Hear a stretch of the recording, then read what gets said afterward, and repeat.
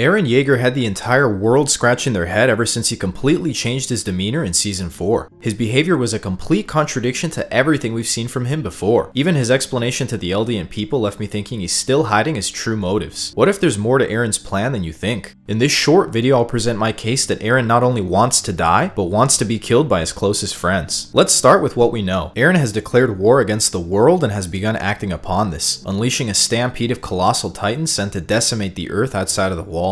Immediately after beginning the rumbling, Eren communicated with every Eldian via the paths and told him he plans to trample the world beyond the walls. We know Eren's been using the Jaegerists and Zeke up until this point to enact his plans. We've heard Eren say multiple times throughout the show that he won't stop until he's destroyed his enemies, but yet we've also seen a more tender and understanding Eren that wants his friends to live long lives. Eren is painfully aware of how the world views Eldians, as it was made clear during the political meeting in Marley. The world wants to hate the people of Paradis. Not only do they want a scapegoat for their past suffering, but they want justification to pursue the eradication of the people of the walls. The world despises the island of Paradis, and who they perceive as the devil himself, Eren Yeager. He currently holds the power to send out multitudes of colossal titans, manipulate the memories of most Eldians, alter the past, peek into the future, and control pure titans at will. So what exactly is Eren's plan then? Here are the reasons Eren wants to be taken down by his closest allies. Number 1, it could end the fighting. Our boy 500 IQ Armin brought up the point that even if Eren succeeds in wiping out all humans beyond the walls, the fighting wouldn't stop. Even if he wiped out all non-Eldians, infighting would soon occur. Erwin callously stated that humanity will never stop fighting itself until it shrinks to a size of 1 or fewer. Different families would fight over possession of the remaining titans. As Lady Kiyomi mentioned, the world wouldn't change, it would just get smaller. After this genocidal slaughter, the only thing left to possibly justify these actions would be endless clan wars. This is an even worse outcome than Zeke's euthanization plan, as the meager human population left would be caught in an endless power struggle. Everything Eren has uncovered to the Eldian people so far wouldn't address this problem, but my current ending theory would. Eren wants to be killed by his loved ones to finally prove to the world that Eldians can be good and just people. He wants to send a powerful message, one that results in his downfall. Think about it. Eren has made an enemy of the entire world, fulfilling his promise to trample the earth. How impactfully historic would it be if Eldians themselves were the ones that put an end to the genocide? If Mikasa, an Eldian and Azuma Bito, stood over the fallen corpse of the enemy of the entire world, maybe that's the message the world needs to see to begin the change. This historic moment could mark a new age not bridled by fear of what people don't understand. This fear is what's led to countless wars and unceasing bloodshed. We've already seen the world begin to change. The Marleyans, wanting to avoid their families being trampled, have opened their minds to the idea of working together with the Eldians of the walls. They've let go of the painful history of being subjugated by the Eldian Empire for centuries in order to avoid further pain. Eldians have grown to understand the motives of the Marleyans for bringing so much suffering and catastrophe upon them. Eren's horrendous decision to eliminate all non-Eldians has forced the world to begin to think differently and work together to prevent the greatest collective slaughter in human history. Number 2, Eren's behavior. The iconic scene where Eren tells Mikasa he's always hated her definitely didn't sit right with me. Something felt completely off. There are Jaegerist guards within hearing distance, which already means Eren can't be fully transparent even if he wanted to. Eren had a pained look on his face, as if this is something he felt like he needed to do at this point. Eren could be reinforcing the likelihood that his closest friends are going to be the one to take him down. This also sort of explains why Eren doesn't reveal his true intentions to those very same loved ones. If Eren had tried to talk to them in private, not only would they try to convince him out of it, but it would look suspicious to the Jaegerists. Eren wants his friends to believe the old Eren is gone. He also wants them to begin to hate him so it's easier for them to take him down when the time comes. My prevailing theory is that Mikasa will be the one to finally pull the plug on Eren, and Eren has made sure she has the resolve to do this when the time comes. Eren mentions that Mikasa gets headaches as a result of her Ackerman blood being at odds with her identity, but we never get any mention of this from Levi or Kenny. Big Brain Armin brought up the idea that Eren most likely included this to make his lie believable, since he's known about Mikasa's headaches for so long. During one of Zeke and Eren's talks, Zeke expresses that Dr. Sauver never mentioned any headaches or conditions specific to the Ackerman family. This furthers the idea that Eren threw in something that seemed factual to make his lie believable. Another important point to make is that Eren's never made any attempt to be in a relationship throughout the show, other than when he asked Mikasa what he was to her, right before venturing off on his own. One could argue that Eren is single-minded and only wants wants to eliminate the Titan problem, but I argue that this is actually for more emotional reasons. Eren's never reciprocated or amplified Mikasa's feelings for him because he doesn't want her or him to get too attached, since not only will he die, but he may want her to make that happen. Eren's mentioned that at best he has 4 years left to live because of the curse of Ymir. It's clear that Eren has contemplated his remaining lifespan quite a bit. With such little time left, I believe Eren would rather change the world for the best before going out with a bang. He wants to leave behind a world of true peace for his loved ones. This theory brings out both of Eren's deepest desires, the desire to move forward until his enemies are gone, and to protect the people he loves. Number 3. There are clues. During the ending sequence of Season 4 Part 2, the sequence comes to a close with Eren being spirited away, as if he'll be abruptly taken from the world at some point. It gives off the impression that this is a form of sacrifice for a better world. It also suggests he's not only aware of this fate, but has made peace with it. Attack on Titan is a story that's full of grueling circumstances and is no stranger to heroic sacrifices, which leads me to think that the ending of this story demands for Eren's death. I'm almost certain Eren will die at the end, and this would line up pretty well with my current theory. Eren tells Zeke he was able to see his future through his dad's memories, which on top of being incredibly confusing, is another clue to my theory. Eren appears mortified by what he saw when he kissed Historia's hand. When he looks back on this memory in the paths, he appears apathetic yet sad. I believe that the memory Eren showed his father to keep him moving forward was Mikasa and Armin enjoying a life of peace. This would explain why Kruger knew their names even before they were born. Maybe this memory was sent backwards to every Attack Titan. I believe that the mortifying image of the future that Eren saw in his dad's memories was of Mikasa and Armin ending his life. The way Eren's been portrayed while enacting the rumbling is monstrous. Usually when directors and animators take this darker approach, it's to communicate the idea that there's no going back for this character. Eren is now beyond redemption. This clashes with the 3 seasons prior, leading us to empathize and root for Eren. This unique clash of empathizing for a character who goes off the deep end would come to a lovely close with an intentional sacrifice to change history, permanently this time. For the sake of argument, I'll include counterpoints and hesitations for this theory. Eren hasn't given any suggestion or hint that he's received future memories from the next Attack Titan after him. We know that if a Titan shifter is killed but not eaten, the Titan gets inherited by a random Eldian baby. So if Eren hasn't made it known that he can see the future memories from this next inheritor, then this means that either every following Attack Titan never made contact with someone of royal blood, they all never desire to change the past, or what I believe is most likely, that the Attack Titan will end with him. Mikasa slaying Eren's founding, Warhammer, and Attack Titan should mean that random babies get imbued with these powers. But if this did happen, then the next inheritor would most likely have sent memories backwards to Eren, just like he did to Grisha. This may or may not poke a hole in my theory, and this theory technically could combine with another one that entails all the Titans dying for good. Either these scenarios are true, or Eren is a masterclass actor, having hid the fact that the next Attack Titan has been influencing him to change the future. Reiner mentions that Eren, with the power of the founding Titan and Zeke's royal blood, can command all Titans and subjects of Ymir to do his will. I don't know if this is incorrect or if he meant this was possible via memory wiping, but Eren probably wouldn't go through the trouble of lying to Mikasa and Armin if he could just make them kill him in the end, putting another potential hole in this theory. I'm rather certain Eren can't control all subjects of Ymir though, since right after the rumbling begins, the Pure Titans continue eating Eldians. These are the people Eren is looking to protect, so if he could command the Pure Titans to stop eating his people, he would, most likely meaning he can't. Big Brain Armin reaffirms this just a few scenes later. This theory is straight off the dome, and as you're watching this, I've already spoiled myself to the ending in the manga. I'm certain my theory isn't the ending Isayama intended, since he said he originally planned an ending where everyone dies, but then changed it after the positive reception of the show. The general reception of the manga's ending seems to be negative, so I get the feeling it doesn't involve Eren wanting to be killed by Mikasa. I wonder if it'll change for the anime. What do you think? Is Eren capable of having an altruistic plan involving being killed by his friends? Or do you think he's too single-minded to plan this? I'd love to hear any Attack on Titan theories cooking up in your head. Make sure to geek out in the comments below, and I'll catch you in the next one.